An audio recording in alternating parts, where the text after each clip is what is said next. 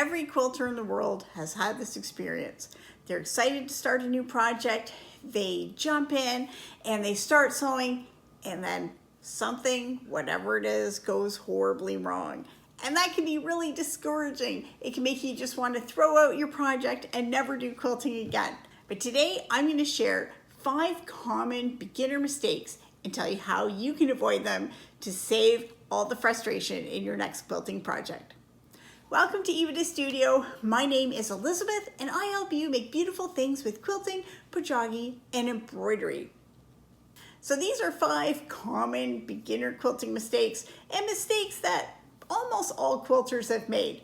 And I'm not going to have an exhaustive list because you can feel free to make your own mistakes as well as myself and every other quilter has made, but these are 5 common ones that I can help you avoid. Of course, if you have any other suggestions, feel free to put them in the comments so we can all share and learn from each other. But the first mistake that quilters make is they don't read the whole pattern first. And I know I've been as guilty of this as anyone. You just want to jump in and start sewing. You look at cut this fabric, start sewing, and you start doing it without looking at the big picture. Reading the whole pattern first gives you the big picture so you can see where things are going. And sometimes seeing what's coming will help you with what you're doing. Or it might help you realize, oh, I have to cut my fabric this way, or I want to do this. Good quilting patterns are written in an order, so you start and work in a logical way, but just getting an overview before you start will help.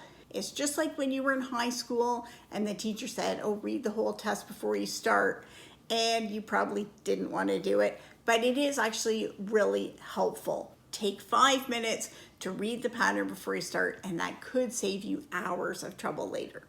The second thing that quilters often do is not using the right tools. And there can be a big range of ways that quilters don't use the right tools.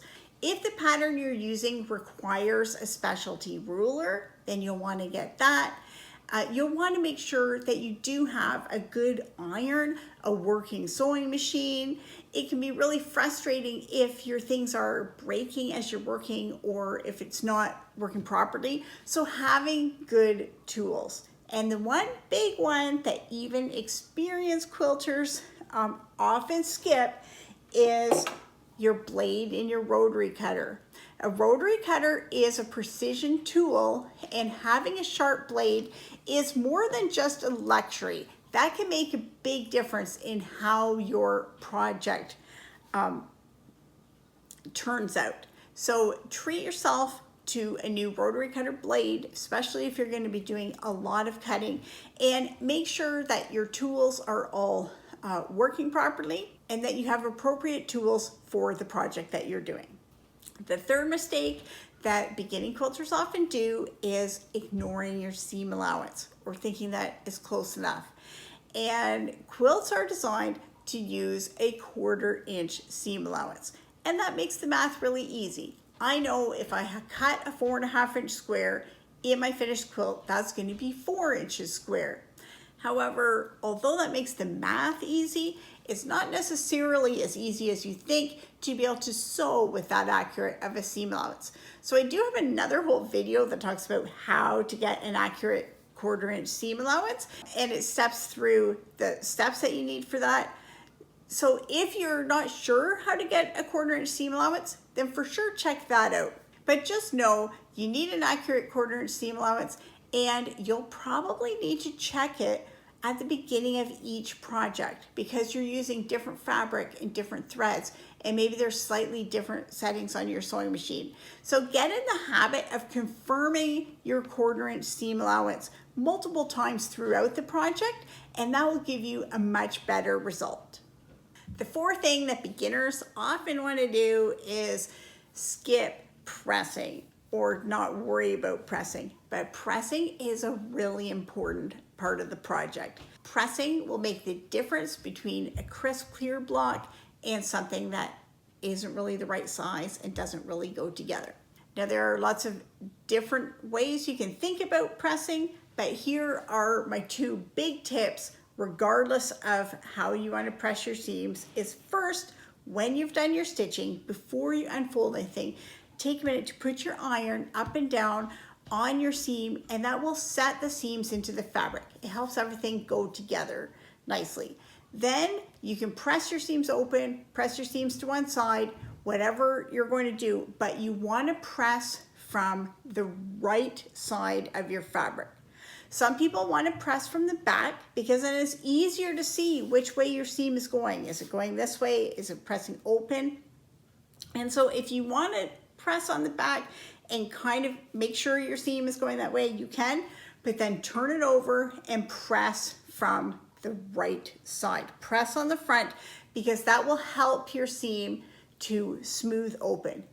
If you press from the back, oftentimes you'll get a tiny little fold or a pleat and it won't be all the way open. So press from the front, set your seams first, and then if you're curious about, should I press my seams to one side? Should I press them open? I do have another video explaining my philosophy of pressing, which is thoughtful pressing, which means analyze the situation in front of you and press appropriately for that. So you can check out that whole video about pressing, but don't skip pressing and don't only press on the back of your fabric. And then the fifth mistake you want to avoid is not double checking your measurements. Quilting is not the only place where you will hear measure twice, cut once. Double check your measurements.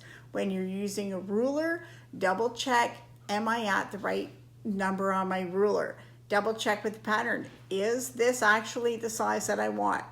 I have cut bunches of strips at the wrong width, and that was on a pattern that I wrote.